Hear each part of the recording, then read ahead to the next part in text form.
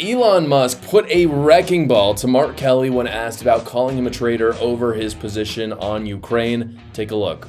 But sometimes you say stuff or post stuff that gets attention. You give it out, in other words. Democratic Arizona Senator Mark Kelly posted on X about his trip to Ukraine to push for continuing to send U.S. weapons and support there. And you posted that he was a traitor. Well, why do that? Well, I think somebody should care about the interests of the United States above the interests of another country. And Sure. if they don't, they're a traitor. Yeah, but he's a decorated veteran, a former astronaut, a sitting U.S. senator. That doesn't mean it's okay for him to put the interests of another country above America. Why did I call him a traitor? Because he's acting treasonously. That's what Elon Musk is saying there. Because it turns out the definition of treason is putting the interests of another country over your own, which is what Mark Kelly is doing right there. And the reason why I say that, and I think Mark Kelly has good intentions deep down. I don't think he's an evil person. I think he's a very, very smart person. But the reason why I know what he's doing is putting the interests of Ukraine over us is he knows this war is not going to end by sending more weapons overseas. He knows that. I don't know how you could possibly draw that conclusion after that's all we've done for 3 years and nothing has changed. Absolutely nothing. In the early parts of the war, Ukraine took a lot of the Donbass region. They obviously took over Crimea in 2014. That was a long time ago. And from there, that's pretty much where the lines were. And they haven't changed in 3 years. And we've sent them lots of weapons and nothing's changed. So Mark Kelly has a perfect knowledge that that's not going to save Ukraine and that it's also not going to do anything positive for the U.S. because it's been 3 years. What positive has come out of this for the U.S.? Obviously, it's been economically horrible because it's been inflationary. And so I think those two things, I think it's reasonable to assume Mark Kelly understands both. If he does, then it's treason. Because again, you're acting with the interests of Ukraine in mind and not America. Elon Musk goes on to talk about his position on Ukraine. And I have to say, guys, I don't look to Elon for policy. I don't think he's really a thought leader in terms of politics. But his assessment of the war in Ukraine is actually spot on. Take a look. I think there will be a negotiated peace. And the thing that we should be concerned about is we should have empathy for the thousands of people that are dying every day in trenches for no movement in the lines. So the borders remain the same. For the past 2 years, thousands of people have died every week for nothing. For what? And I take great offense at those who put the appearance of goodness over the reality of it. Those who virtue signal and say, oh, we can't give in to Russia, but have no solution to stopping thousands of kids dying every day. They just want that to continue forever. I have contempt for such people. I don't want to make that clear. Yeah. So you're optimistic. Because they're virtue signaling, and their lack of a solution means that kids don't have a father. It means that parents lost a son.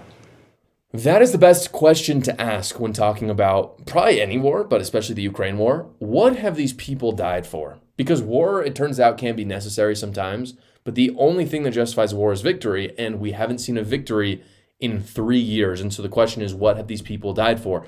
The war will end with the exact lines that we've seen right now. And many people have talked about this. If you do 5 minutes of research, you know this, that the Donbass region and Crimea are Russia's at this point. There's no getting them back. And the rest is going to go to Ukraine. The EU, NATO, I'm just sorry. Even if you disagree with this as a conservative, at the end of the day, Ukraine's not going to get invaded by Russia, and Russia's not going to, at the end of the day, take over Ukraine. It's not going to happen. And in the same way, Ukraine is not taking back Crimea or the Donbass region. It's not happening. Everyone knows that. When I say everyone, I mean every politician in Washington. And so the question is, then what are we doing here? Like, let's end the war. Let's end the war. Those are the lines. They're drawn. The question is, when is it going to happen? And I think it's obviously awful of Putin to keep prolonging this. I actually think it's less awful to give Zelensky just a little bit of credit because he obviously wants to prolong this because it's his country. And ultimately, his incentives are he wants to get reelected. So if the people hated what he was doing, he wouldn't be doing it. So it sounds like Zelensky is fairly popular in Ukraine, so he has every incentive to prolong it, but he does not have the resources to do it. That's what America has, and that's where we come in. We as Americans should not be participating in this anymore. The war needs to end. It has to, because to Elon Musk's point, What are these people dying for anymore? Mark my words, in 6 months, guys, if the fighting continues, the lines are not going to be different. That's what I'm saying. The lines are drawn. It's a stalemate right now. But in the meantime, more young men are dying. So not only is Mark Kelly acting treasonously, in my opinion, because he cares more about Ukraine than America, but I think actually, and I think this is the point Elon Musk is making, I think it's frankly unfeeling. You'll hear the left be like, oh, the right's so evil, they hate Ukraine, they want people to die. It's the opposite, guys. We want the fighting to stop because it's ridiculous, this notion that we're just going to take back all the land that Russia has taken. It's just not going to happen. It hasn't happened in 3 years. Unless you put U.S. troops on the ground, which is never going to happen. It was never going to happen even under Biden, let alone Donald Trump.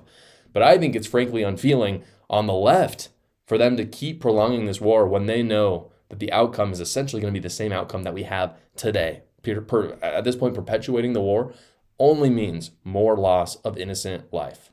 Hey guys, I know that filing your taxes can be stressful, so I wanted to introduce you to the company that does my taxes, Quick Tax America. Quick Tax America has already gotten its average tax returner over $4,000 back from the IRS just this year. And unlike the other big services, they're not raising rates just because it's March or April. All federal returns with Quick Tax America are only $69, and it's completely transparent price because it's their only price, no matter how complicated your taxes are. They do all the work for you as well. All you got to do with them is upload your files, answer a few basic questions, and schedule a 15-minute finish your return call with a tax professional, and they do all the rest for you. There's no more spending 4 hours on those big online services only to get a small return with them. Again, you can expect the largest return possible, and it takes literally 20 minutes to do so. What are you guys waiting for? Go check it out right now at quicktaxamerica.com, or you can go to the link in the description below.